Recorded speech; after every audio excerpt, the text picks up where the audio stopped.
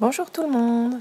Alors aujourd'hui, nous sommes début juillet 2020 et je vais faire le bilan du mois de juin 2020 au potager, dans le jardin. Donc comme vous voyez, il fait pas très beau, mais c'était le seul moment du week-end où les voisins n'étaient pas dehors, il n'y avait pas de travaux, pas de barbecue. Donc malgré la petite bruine, je vais quand même vous faire le bilan. Alors au mois de juin, j'ai pas fait grand chose à part récolter. J'ai passé 6h30 au jardin, j'ai racheté quelques graines, notamment des variétés de carottes différentes. J'avais pas vraiment atteint mes objectifs à la base, donc j'ai changé ce que j'avais envie de semer et j'avoue que j'ai un peu flemmardé. J'ai récolté une vingtaine de radis, 2 fraises magnum, pas mal de pois mange-tout, donc il y a environ 500 grammes de pois mange-tout, des fraises des bois, une dizaine, et 450 grammes de pompadour. Je vais vous faire un petit tour du jardin pour vous montrer où est-ce que j'en suis des différentes cultures. Alors, il y a eu de la grêle à un moment, donc les blettes ont pris la grêle, et c'est à partir de ce moment-là où les feuilles ont été un peu abîmées. Mais globalement, elles repartent bien. J'ai décidé d'en faire d'autres parce que ça pousse bien ici et c'est pas un légume qui est trop compliqué. Les carottes, je pense qu'ils seront bientôt prêtes à ramasser. Alors j'hésite à les ramasser ou à les laisser monter en graines pour avoir des graines parce qu'il n'y en a pas beaucoup comprises. J'ai refait des semis. Donc vous voyez, les petits semis que j'ai fait plus tard ont bien poussé. J'ai récupéré des graines de ciboulette. Donc je les ai laissées monter en graines pour en refaire. Et vous voyez, je laisse pas que pousser les légumes, là c'était autre chose. Et ça permet de faire de l'ombre au reste. Donc les carottes ont bien poussé à l'ombre de... Alors si vous savez ce que c'est, dites-moi. En l'occurrence, je ne sais pas. Les échalotes sont en fleurs, je trouve ça trop beau. J'ai prévu de récupérer les graines. Je les laisse. À nouveau des blettes, de la ciboulette, du céleri, pardon. Et ici, j'avais planté des radis et des carottes, mais c'était les carottes de toutes les couleurs, et il n'y en a que quelques-unes qui ont prise, regardez, ici et ici. Donc vraiment un beau loupé sur ce parterre, mais bon, tant pis. Du basilic, c'est le seul pied que j'ai planté à l'heure actuelle, il y en a d'autres qui attendent d'être transplantés. Ici, j'ai coupé la tête là, pour qu'ils repartent en deux branches, et ici je l'ai pas fait, voilà, donc c'est des tests. Donc je l'ai laissé monter en fleurs. Ici on a les premières tomates. Là ça doit être des black plump vu la forme. Donc les tomates vraiment sont très jolies, moi j'aime beaucoup. Je suis rassurée qu'elles poussent bien. Là on a des tétragognes qui crament un peu au soleil, mais qui s'en sortent. Ça je sais pas ce que c'est, ça doit pas être comestible. De la salade qui monte en graines. Donc elles sont un peu amères, les feuilles de chêne. Je suis pas fan, donc je les ai laissées pour les escargots et les limaces. Un autre pied de céleri. Derrière, j'ai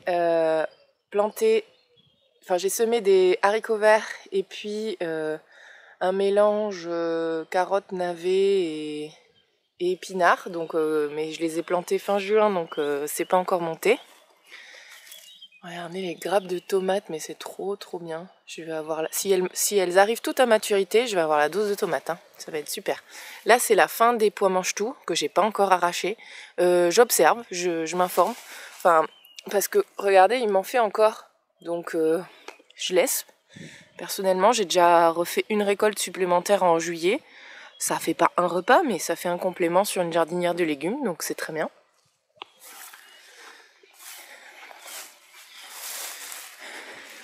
Alors là c'est une courge, alors je sais pas si c'est une courge de Siam ou une butternut, mais elle a survécu, me demandez pas comment. Je pensais avoir loupé tous les transplants, et apparemment c'est relativement solide. Donc elle est repartie, c'est pour ça qu'elle est un peu en retard par rapport à ce qu'on voit sur le reste des potagers. Des haricots verts qui se sont fait plus ou moins manger, mais qui repartent tranquillement, donc je les laisse. Oh, regardez-moi ça, mais c'est pas... C'est magique. C'est ma première année et je trouve ça magique. Voilà, donc derrière pareil, j'ai fait un mélange, mais ça n'a pas encore levé. Donc à nouveau, une courge, je ne sais pas si c'est butternut ou de siam. Au fond du jardin, là, les tomates ont un petit peu plus souffert. Bah, c'était des pieds qui étaient un peu moins beaux que j'avais mis en fond. Mais ça a l'air d'aller quand même. Ils vont donner un peu. Et ici, j'ai planté des poireaux. Alors, il y en a un là qui pointe le bout de son nez. Et là, il y en a un autre. Il y en a à peu près 8. Il y en a un autre là-bas. On va voir ce que ça donne. C'était des semis que j'avais fait et j'y croyais pas trop. J'ai eu du mal à avoir la largeur du crayon qui est demandée normalement. Donc voilà, je les ai plantés. Je les avais semés en intérieur le 29 mars. Et puis après, bah, j'avais attendu qu'ils grossissent un peu. Il y en a un autre là. Bon, je reprends parce que j'avais une carte mémoire pleine. Alors ici, j'ai rien planté sur cette zone. Il y a des épluchures de patates qui ont repris. Mais je vais voir ce que je vais y mettre. Peut-être des blettes ou une bouture d'artichaut qui viendrait de chez ma grand-tante. Le bassin se porte bien avec des nénuphars et puis ça prend forme. J'ai des fougères qui sont en intérieur que je vais devoir mettre courant juillet ici.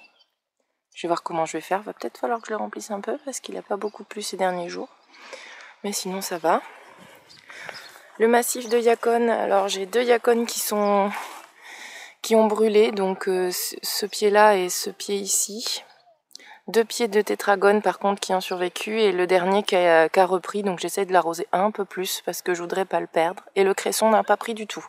J'en ai en châssis couvert du cresson, je les mettrais peut-être là mais ce serait peut-être trop ensoleillé.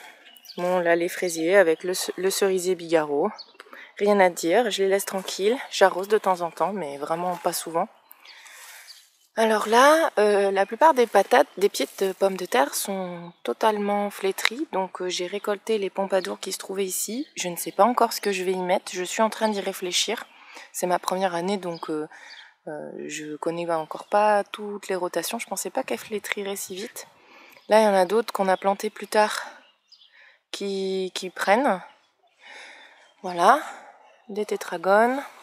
Vous voyez, vraiment, ils sont... C'est le moment de ramasser, donc voilà. Des pieds de tomates cerises. Bon, c'était les pieds les plus chétifs, mais j'avais pas voulu les jeter. Et comment vous dire que, effectivement, l'association pommes de terre tomates, peut-être que ça les a pas aidés non plus. Voilà, bon, c'était pas les plus beaux pieds, mais je retiens qu'ils sont quand même vraiment moins beaux par rapport à ceux que je vais vous montrer. Donc des haricots verts, voilà, que je récolte, que j'ai déjà récolté une fois, début juillet. Donc une salade qui monte en graines. Au pied là il y a des radis, mais j'ai préféré pailler parce que je les mange pas de toute façon. J'ai arrêté de les arroser, ils se sont pris les altises, ils sont tout petits. Il y en a quand même quelques-uns que je pourrais manger, mais bon, voilà, je laisse. Je laisse. Donc encore des pommes de terre qui sont toutes flétries. Là on a l'oseille. Le reste de pois mange-tout, il y avait une petite parterre de pois mange-tout avec des navets au pied, là. Des tétragones qui du coup se retrouvent au plein soleil alors que j'avais prévu qu'ils soient à l'ombre des pommes de terre. Donc là pareil, je sais pas trop comment je vais les sauver pour pas qu'elles crament.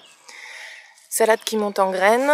Ici j'avais planté des carottes et voilà, donc quelques carottes qui ont réussi à prendre, mais il n'y en a pas beaucoup. Vraiment, mon mélange de carottes mixtes, de carottes colorées, il prend pas du tout. Ensuite ici, contrairement aux autres fraisiers du jardin, ceux-là, ils se sont pris les arrosages que je mettais pour les semis. Donc ils ont eu plus d'eau et ils me donnent mais un truc de fou. Hop, on profite. Elles sont trop bonnes. C'est celui qui m'en a le plus donné.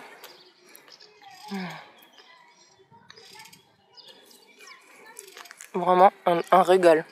Elles sont mais hyper intenses en goût.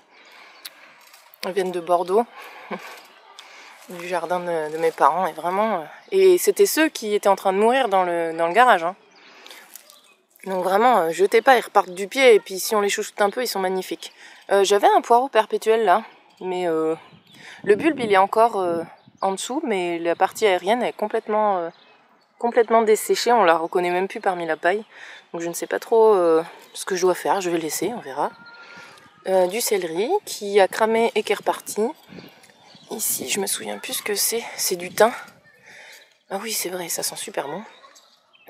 Mais j'en ai pas mis dans la cuisine encore, je le laisse grandir.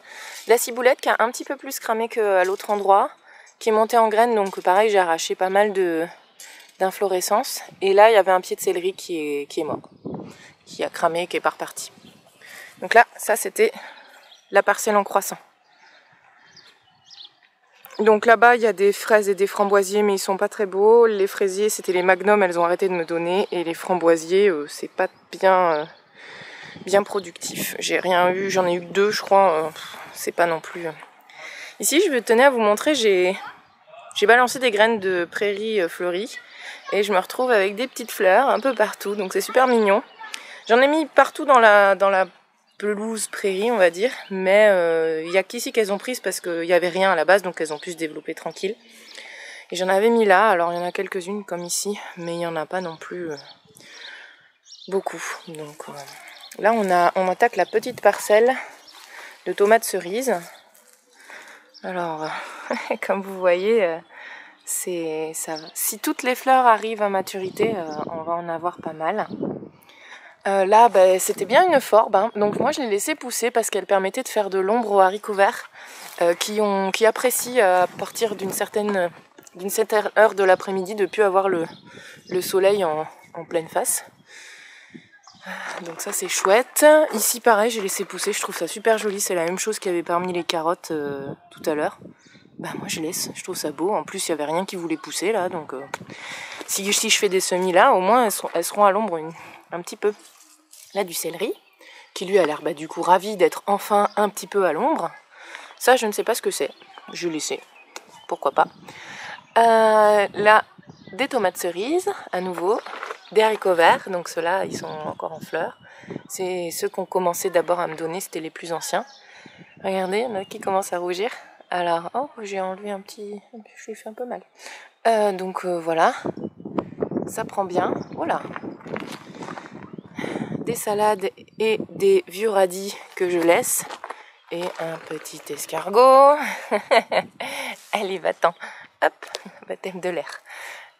Donc voilà, des radis qui s'étaient pris les altises, mais je les laisse. J'espère qu'ils vont faire des fleurs pour que je puisse récupérer les graines. Vous voyez, hop, c'est juste génial.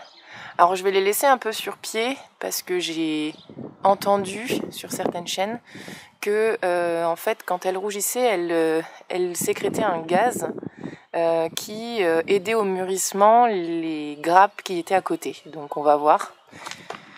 En tout cas, c'est bien parti. Donc encore des tomates cerises et peut-être, parce qu'on ne sait pas quelle courge c'est un plan que m'a offert une collègue, peut-être des courgettes, je pense. Donc voilà, à surveiller. Elle m'en avait donné 2, mais il y en a un qui est mort. Voilà, puis le dernier plant de céleri qui se trouve ici. Et les haricots verts. Donc ça, c'est le petit parterre. Je vais vous montrer maintenant ce que j'ai au niveau du châssis que je dois transplanter en juillet.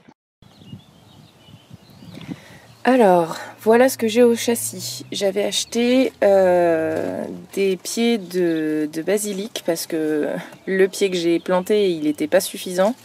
Donc j'en ai racheté. Ça aussi c'est du basilic, hein, c'est des différentes variétés et je le trouve magnifique. Il faut que j'arrive à leur trouver un coin un peu à l'ombre. Ensuite, ici et là, ce sont des noyaux de cerises. Alors il y en a que j'ai testé avec le fruit en entier, c'est ceux-là. Et ici, j'ai testé juste le noyau. C'est des cerises qui viennent de chez ma grand-tante. Donc c'est une génération qui est habituée à la terre calcaire d'ici. Donc j'espère vraiment arriver à en faire pousser. Sinon on retentera. Hein. Voilà, me demandez pas pourquoi il y a un pied de tomate parmi mes graines de blettes. Bon écoutez, on le laisse pousser. Hein. Il a voulu pousser, il pousse. Donc là j'ai refait des blettes, là aussi, que je vais bientôt transplanter. Là il faut que je transplante aussi ça, qui est du cresson de terre, que j'ai planté le 17 juin. Et j'aimerais bien j'aimerais bien arriver à lui trouver une place à l'ombre. Et le problème, l'ombre est rare ici. Donc voilà. Des tétragones que j'ai laissés là, qui étaient avec des pieds de... Je ne sais pas si vous arrivez à voir le brin d'herbe là. C'est un poireau qui a résisté au repiquage. Là, pareil, il y en a un petit peu, enfin, ici. Donc voilà, j'ai un petit peu de travail en juillet, mais c'est surtout en juillet, je vais devoir me procurer du paillage, parce que le paillage que j'ai mis en début d'année ne suffit plus. Il manque quand même une sacrée couche, et je veux pas que ma terre soit nue. Et puis, j'ai déjà récupéré du fumier au centre équestre. Donc j'en ai mis un peu au pied des tomates et vraiment pas beaucoup, hein, mais juste un petit peu. Il m'a fallu un sac d'à peu près 30 litres, allez, peut-être 50 litres pour tout le jardin, et il m'en reste encore 30 litres.